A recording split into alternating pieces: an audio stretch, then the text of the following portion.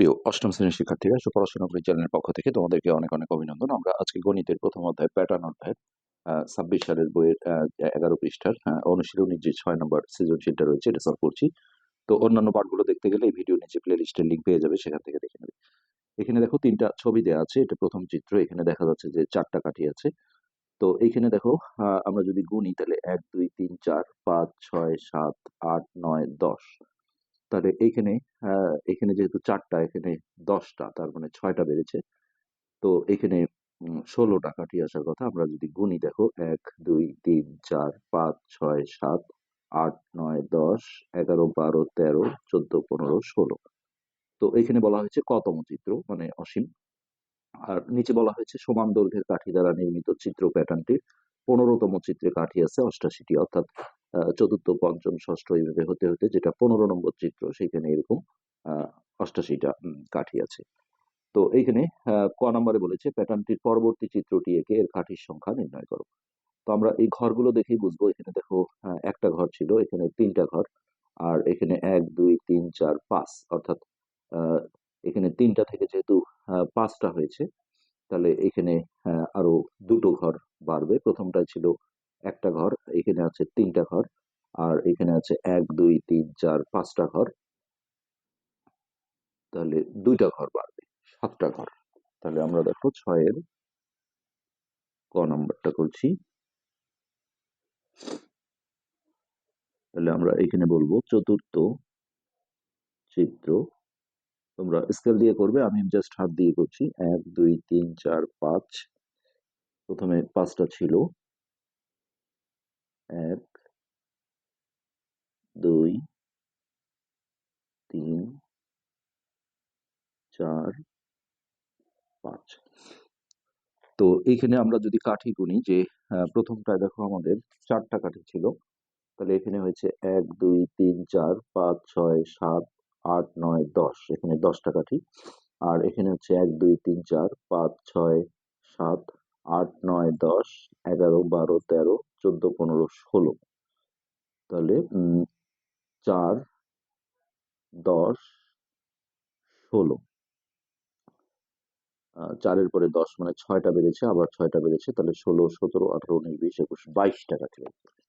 তো এই 22টা কাঠির জন্য আমরা দেখো যদি গুনি 1 2 3 4 5 6 7 8 9 10 11 12 13 14 15 16 17 18 19 20 21 22।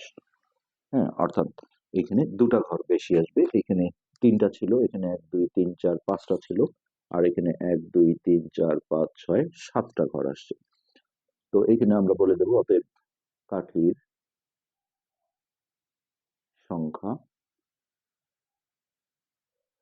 তাহলে প্রথমে ছিল দেখো 4টা, তারপরের চিত্রে ছিল 10টা, তারপরের চিত্রে ছিল 16টা, এরপরে 6টা বাড়লে 17 18 19 20 21 22, কাঠির সংখ্যা হচ্ছে 22টি।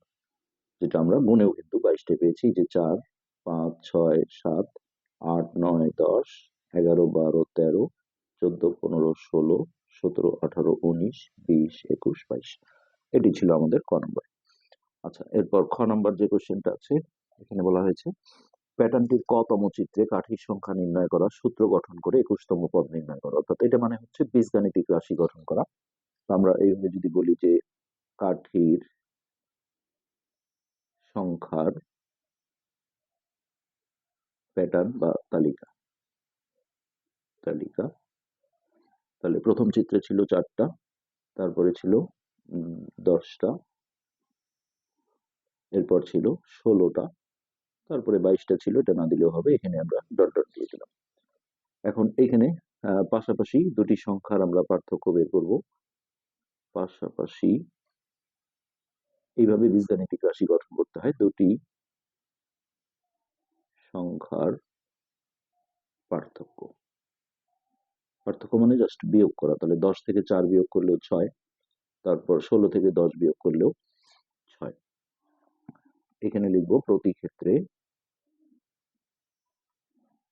ক্ষেত্রে পার্থক্য 6। এখন এই যে পার্থক্য যত আসে রাফে তোমরা তার সাথে একটা ক লাগিয়ে নেবে। তারপর এখানে কয়ের মানটা যদি 1 বসাও তাহলে প্রথম পদ আসতে হবে, 2 বসালে দ্বিতীয়, 3 বসালে তৃতীয়, এইভাবে যে কোনো একটা বসালেই হবে। আমি যদি কয়ের মান 1 বসাই তাহলে এখানে একটা গুণ সম্পর্ক আছে, 6 অক্ষে 6, তাহলে প্রথম পদে আসে দেখো 4। হ্যাঁ, তাহলে এখানে আছে হচ্ছে 6। তাহলে এখান থেকে আমি যদি 2 মাইনাস করি তাহলে 6 বিয়োগ 2 4। আবার দেখো দ্বিতীয় পদের ক্ষেত্রে এখানে কয়ের মান যদি 2 হয়, 6 দুগুণে 12, 12 বিয়োগ 2 10। তৃতীয় পদের ক্ষেত্রে কয়ের মান যদি 3 হয়, 3 6 18, 18 বিয়োগ 2 করলে 16। অর্থাৎ এটাই হচ্ছে আমাদের কতম আহ চিত্রের কাঠির সংখ্যার সূত্র বা বীজগাণিতিক রাশি। তো এখানে দেখানোর সিস্টেম এরকম যে একবারে আমরা ওটা লিখবো না।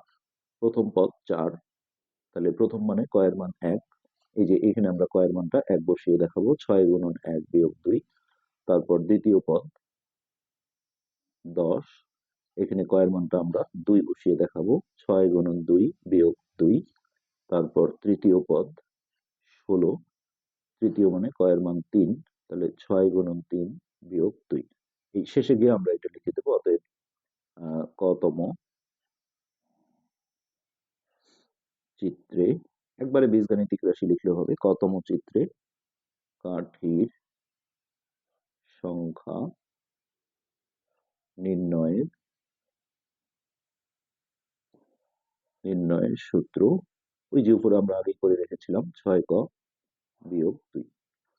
এটি কিন্তু আমাদের খ নম্বরের। এখান থেকে আবার দেখো 21তম পদ চাওয়া হয়েছে, তাহলে কয়ের মানটা আমরা 21 বসাবো, অর্থাৎ 21তম চিত্রের কাঠির সংখ্যা। তো এইখানে কোশ্চেনে যেহেতু 21তম পদ লিখেছে আমরা তাই লিখছি। এইখানে আমরা কয়ের মানটা 21 বসাবো, তাহলে 6 গুণন 21 বিয়োগ 2। তাহলে 6 অক্ষে 6, আর 6 দুগুণে 12 বিয়োগ 2, তাহলে এটা 124। এটাই হচ্ছে আমাদের অ্যান্সার। আচ্ছা, এরপর হচ্ছে গ নম্বর, প্রথম 15টি চিত্রের শেষ 12টি চিত্র তৈরি করতে প্রয়োজনীয় কাঠির সংখ্যা। তাহলে প্রথম থেকেই ধরো যে 15টা চিত্র ছিল, তার শেষ 12টা বলতে প্রথম 3টা চিত্র বাদ দিতে হবে, অর্থাৎ এই যে 1 2 3, 3টা চিত্র বাদ দিয়ে এইখান থেকে যে চতুর্থ চিত্রটা থাকলো এটাই হবে প্রথম পদ, যেহেতু এখানে সমষ্টি সূত্র প্রয়োজন হবে। তাহলে আমরা দেখো আমাদের কয়ে যেহেতু বের করা আছে, ক হতে চতুর্থ চিত্রে কাঠির সংখ্যা 22টি। এটা কিন্তু আমাদের প্রথম পদের কাজ করবে। আর শেষ পদ আসলে 15তম চিত্র যেটা, তো সেই 15তম চিত্রে কাঠির সংখ্যা কিন্তু 88 বলাই আছে। আর না হলে আমাদের এই যে বীজগাণিতিক রাশিটা ছিল ক্ষয়ে, হ্যাঁ, এইখানে আমি যদি দেখো 15 বসাই তাহলে 6 গুণন 15 বিয়োগ 2, তাহলে 6 15 90, 90 বিয়োগ 2 তাহলে 88। এই 88 কিন্তু এখানে বলেই দেওয়া আছে 15তম চিত্র, এটাই হচ্ছে শেষ সংখ্যা হিসেবে কাজ করবে। তাহলে 15তম চিত্রে কাঠির সংখ্যা হচ্ছে 88। আর এখানে পদ সংখ্যা, যে সূত্রে আমাদের পদ সংখ্যা দরকার হবে, সেই পদ সংখ্যাটা আসলে কোনটা হবে।